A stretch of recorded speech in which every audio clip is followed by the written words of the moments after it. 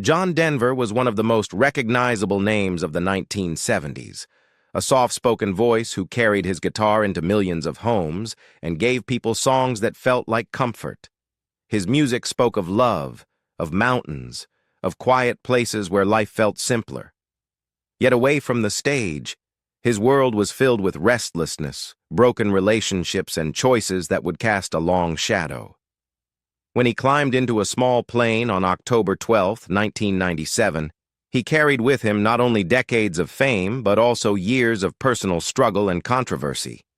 What happened next revealed truths that many fans never wanted to believe. A childhood that never felt settled. John Denver entered the world on December 31, 1943, as Henry John Deutschendorf, Jr., born in Roswell, New Mexico. His father was a decorated Air Force pilot, a man who set speed records and was honored in the Air Force Hall of Fame. That kind of legacy inspired pride, but it also created an unstable life. The family moved constantly, Arizona, Alabama, Texas, never staying in one place long enough for Denver to build lasting friendships. By the time he felt settled, it was already time to pack up and move again. This cycle left him with a quiet sense of loneliness that would follow him throughout his life, even after he became famous. At the age of 11, living in Tucson, his grandmother handed him a worn Gibson guitar that had been built in 1910. For a boy who never felt rooted, the instrument became a kind of anchor. He joined the Tucson, Arizona Boys Chorus, learning harmony and stage presence. By high school, he was performing folk songs at local events, realizing that music could be more than comfort, it could be purpose. Yet even as he found himself, the shadow of his father loomed large. Known as Dutch, Henry Sr. was strict, a man who pushed his son toward excellence in ways that often created conflict. They rarely found common ground, except in one pursuit: flying. When Denver learned to pilot planes, he and his father finally shared something that felt like connection. Ironically, that same passion would later play the most tragic role in his story: the rise to fame and the image of perfection. By the early 1960s, John Denver was a young man searching for direction. He had enrolled at Texas Tech University to study architecture, but the pull of music was stronger than any blueprint. He left school, moved to Los Angeles, and made a crucial decision. He would shed his difficult last name, Deutschendorf, in favor of something shorter, something people could remember. He chose Denver, after Colorado's capital, a place whose mountains and rivers inspired him. It was not just a name change, it was a statement of identity, a fresh start. Denver's break came when he was selected from hundreds of hopefuls to join the Chad Mitchell Trio in 1965. As their lead singer, he gained national exposure, recorded albums, and honed his stage presence. It was during this time that he wrote "Leaving on a Jet Plane," a song made famous when Peter, Paul, and Mary recorded it in 1969. The single hit #1 on the Billboard charts, proving that Denver's songwriting had the ability to reach the masses. Even before most listeners knew his name, his words were already shaping American folk music. The 1970s cemented his status. With his breakthrough album Poems, Prayers, and Promises in 1971, John Denver rose from folk singer to superstar. "Take Me Home, Country Roads" became an anthem, climbing to #2 on the Billboard Hot 100. By 1972, Rocky Mountain High carried his love of nature into the homes of millions, eventually being named one of Colorado's official state songs. In the span of just a few years, he went from being a promising young artist to one of the most beloved performers in the country. The mid-1970s were his golden years. In just 18 months, he had 4 #1 hits: "Sunshine on My Shoulders" in March 1974, "Annie's Song" in July, "Thank God I'm a Country Boy" in May 1975, and "I'm Sorry" later that September. He dominated the radio, appeared constantly on television, and sold millions of records. His greatest hits album in 1973 became RCA's best-selling record at the time, even surpassing Elvis Presley. By the end of the decade, John Denver was not just a musician, he was a cultural figure. Yet with that fame came expectations. To the world, he was the clean, wholesome face of America, the man whose soft voice sang of love and mountains. He was described as the Mickey Mouse of rock and the Ronald Reagan of pop, labels that frustrated him deeply. He wanted to be taken seriously as an artist, but the very image that made him famous also trapped him. Behind the smile, Denver began to feel the weight of being something more symbolic than human. And that pressure, over time, began to erode the carefully polished image his fans adored. Love, marriage, and the cracks behind closed doors. At the height of his career, John Denver appeared to live the dream. In 1967, he married Annie Martell, the woman who would become the muse for one of his most famous songs. Annie's song, written in just 10 minutes during a ski lift ride in Aspen, became a timeless ballad, often chosen for weddings and romantic milestones. Together they adopted 2 children and built a life in Colorado that looked picture-perfect from the outside. Fans adored them as the symbol of love, stability, and family values. But fame has a way of seeping into private life, and their marriage was no exception. Denver's constant touring, recording, and appearances kept him away from home. Annie often described feeling invisible, overwhelmed by the shadow of her husband's fame. The more successful he became, the more fractured their relationship grew. By the early 1980s, the cracks were impossible to ignore. When their marriage finally ended in divorce in 1982, the truth began to emerge. Court papers and witness accounts painted a very different picture of the man the public thought they knew. Friends recalled Denver as unpredictable in private, with a temper that could flare without warning. One infamous incident shocked even those closest to him. After Annie cut down some of his beloved oak trees on their property, Denver responded not with words, but with fury. He grabbed a chainsaw and cut their furniture to pieces, even sawing their bed in half. It was a violent symbol of a love that had collapsed. The divorce damaged his image in ways that were difficult to repair.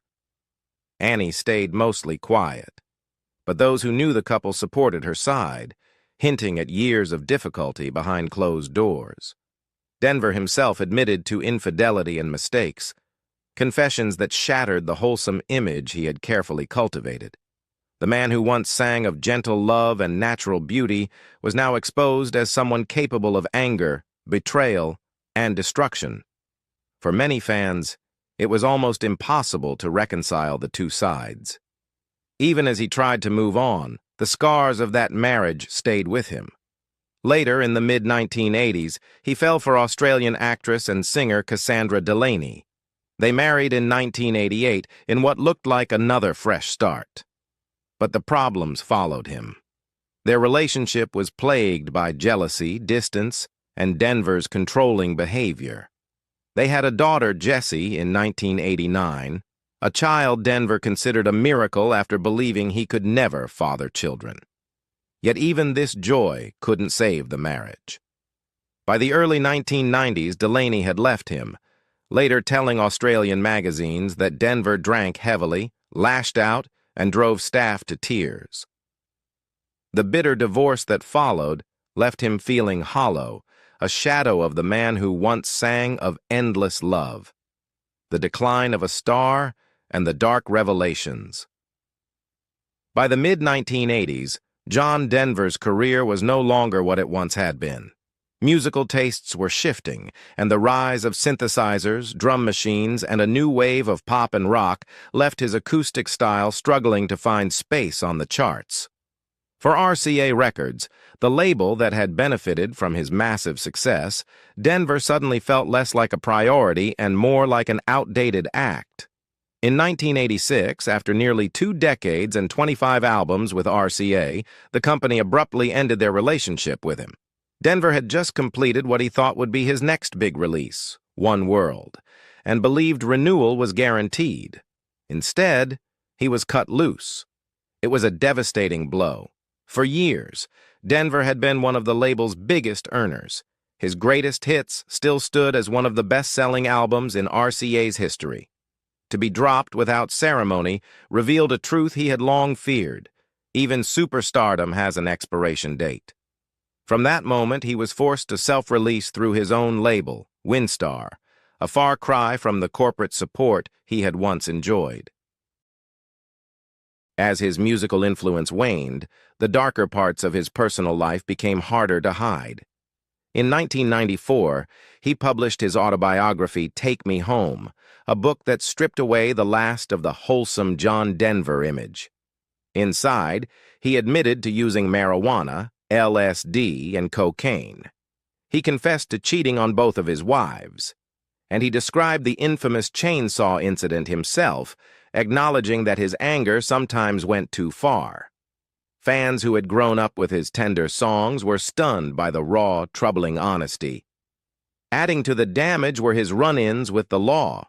In the early 1990s, Denver was arrested twice for driving under the influence. Each case added another black mark to his reputation, but they also carried severe consequences. For a man who had devoted thousands of hours to flying and earned licenses for single-engine planes, multi-engine planes, gliders, and even hot air balloons, the arrests jeopardized his greatest passion. The Federal Aviation Administration refused to renew his medical certificate, effectively grounding him. Without it, his pilot's license was meaningless, the fatal flight and the mystery of his final moments. On October 12, 1997, John Denver climbed into the cockpit of a newly purchased experimental aircraft, a Rutan Long-EZ. He had only owned the plane for a single day and had logged barely half an hour of instruction in it before taking off alone.